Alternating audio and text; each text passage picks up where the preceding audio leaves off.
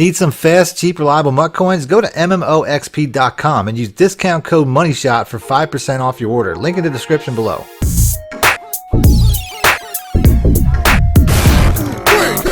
Welcome back, YouTubers and Madden fans. This is Madden Money Shot, sniffing out the Madden cheese as always. Got another gameplay for you today, although this is not going to be a fun one for me to rewatch. This is without a doubt one of the most annoying players that I've ever played, and I'm sure you've played a guy like this. These type of players are the reason that Madden gets a bad reputation and that people quit playing Madden pretty much every year, sometimes a lot earlier, because of the stuff that this guy goes through just to win a game. You know what I mean? Like, it's just not that serious.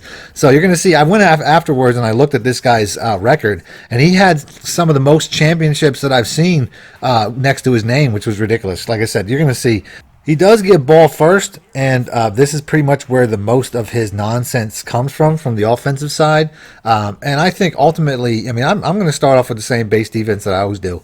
And he comes out in a goal line offense to start the game. Like, if you run like a one goal line play, I'm not, you know, it is what it is. But he catches me in a small package, so he's going to come out and he's going to pound the ball here.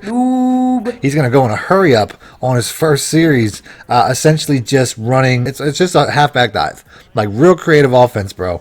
So 3rd and 3. I mean, I give him the first down here. He would have got stuffed, as you can see right there. This is a really good run defense typically, but I've never really run it against the goal line. So I'm going to go ahead and I'm going to back out, and I'm going to come out in something bigger. I don't have a 3-4. Wish I did, but I have plenty of good plays out of the 4-3 under. So we're going to start off with some 4-3 under plays to try to take care of this. Like I said, I pretty much figured out pretty quickly that he's just going to do this crap with the running the ball. So I'm just going to send in a gauge 8. He still thinks he's gonna, you know, do that same crap where he's just gonna run hurry up. So sure enough, I'm just gonna keep going with that engage 8 here. Though he actually, I mean, he does go for a pass play, but since I had 8 guys coming, you can't play action under center with 8 guys coming. So I get him in a 3rd and 14 right away. We're gonna go right back to our 3-5 wide, because this is still, to me, one of the best base defenses to play out of. And sure enough, I mean, he's actually in a normal formation. I mean, I feel like I cut through the nonsense already to the point where he has to come out in something real.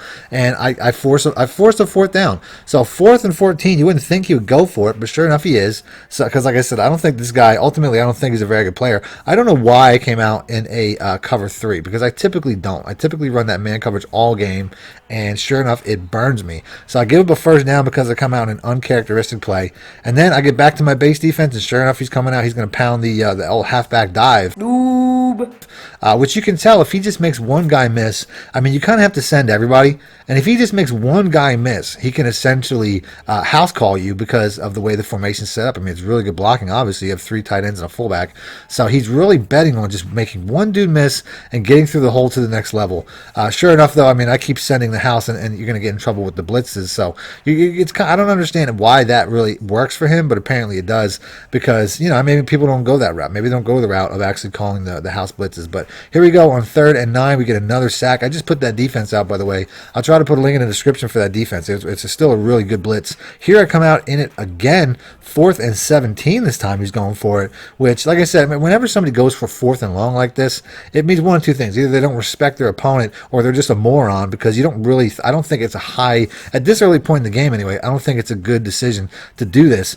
So here, I mean, I don't know why I went for the user sack. I guess I just saw an opportunity to come up the middle, and I totally would have been using that route. So I just blew that there. I don't know why I went for the sack. I thought I could get it. So here we go. He's going to go back to this goal line package crap. It's at this point that I realized that he's been running clock the entire game. He's basically trying to run clock from the opening possession, and he's pretty much taken up the entire 1st quarter. I mean, this is just ridiculous. Who wants to play games like this?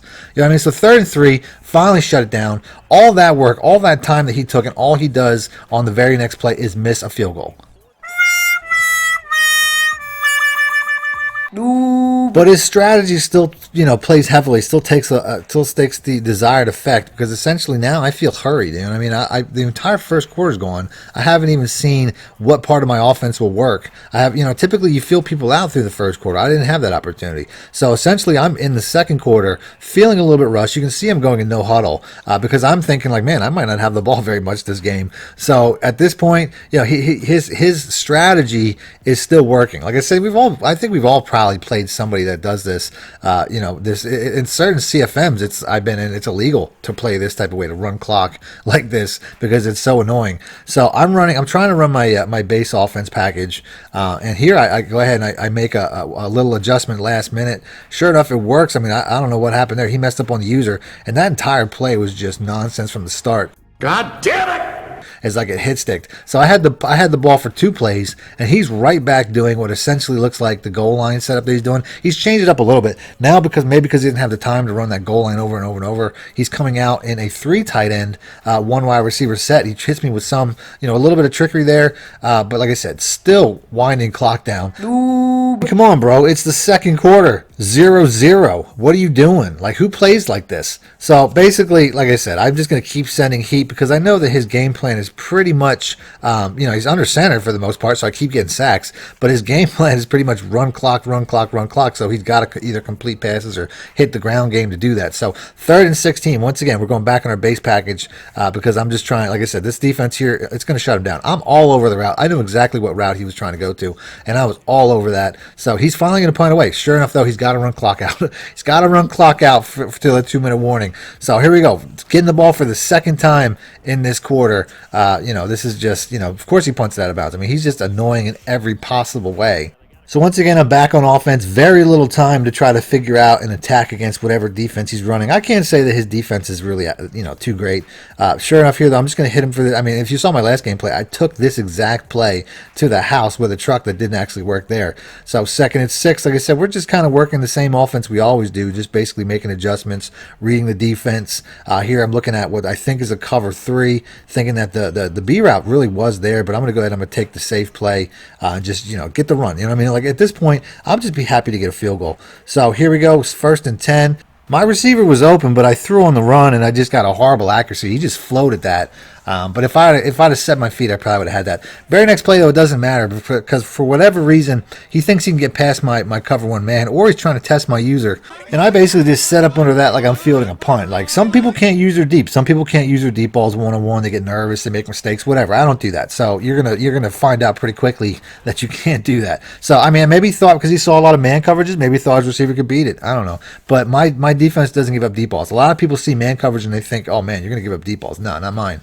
So here we go. I mean, here we get a nice possession catch. He's all over that. I mean, he had a good user. He knows where the ball's going at this point. He's using to the right side. So I'm going to use that against him. So what I'm going to do here is I'm just going to set him up with a little fake motion, make him think that I'm going over here now. Sure enough, I get the desired effect, and we're just hitting him with a run play over to the other side. Sure enough, I mean, I have him, he's all alone. He's not going to beat my 90 Todd Gurley to the sideline. So real easy play. Get the touchdown, and now he's just back to his normal crap. I mean, he can run the clock all he wants now that I'm up, so I'm not too worried about that. I mean, I'm going to set up my defense to a point where I'm just playing with a lead. It's going to be much different. Him playing from a lead would have been different if he would have kicked that field goal and made it. Gotcha, bitch. So right here I get a pick. I mean, like I said, the game's changed now. I mean, he wants to play from a position of a lead where he can just run clock and just be a total jackass, and he can't do that now. So now I'm forcing him into my game. You got to throw the ball against my defense. You're going to be throwing a lot of picks. I'm going to take this gift. I'm just going to kick a field goal. I'm not going to ask any questions. I'm not going to try for a touchdown. I don't feel like I need it, because this guy hasn't done anything on offense to the point where I feel like he can move the ball against me. So to me, a 2-possession lead is pretty much game over. Plus I get ball back after half. So I'm going to go up top. Break yourself, fool! How the hell did Minkah Fitzpatrick keep up with Tyreek Hill? Bullshit. Not that it matters, though. This game's working in my favor, but I just think that, to a certain extent, like, come on, Madden. Like, that's the fastest receiver in the league, the fastest receiver in the game. You're telling me that Minkah Fitzpatrick could keep up with him?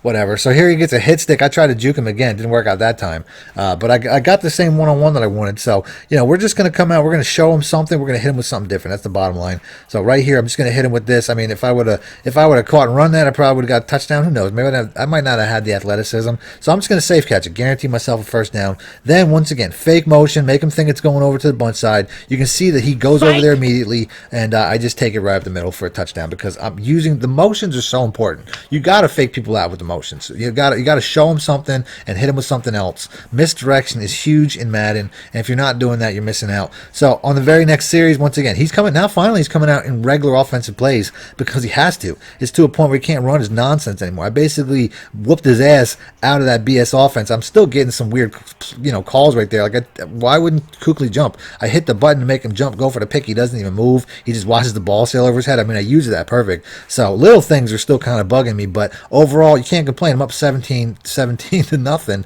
and then another big sack. I mean, this defense gets so many sacks if you can't, slide protection or really just block extra guys. You got to block extra guys for this to work. So last play, 4th and 15. Can I stop him once again? I don't know why he keeps thinking that he can go over the top. I'm going to knock it down this time because I don't want to, I want to get the ball right at his, 30 or whatever. And sure enough, that's it. He's going to head for the exits. Total bum. Like I said, the guy had so many championships, playing like a complete noob jackass, but all that stuff, all that stuff runs its course. You're going to run into real players at some point that are going to sniff that out and make you pay for it. So that's it. That's the video. If you guys want to see more gameplays like this, do me a favor, like button. I'll do the next.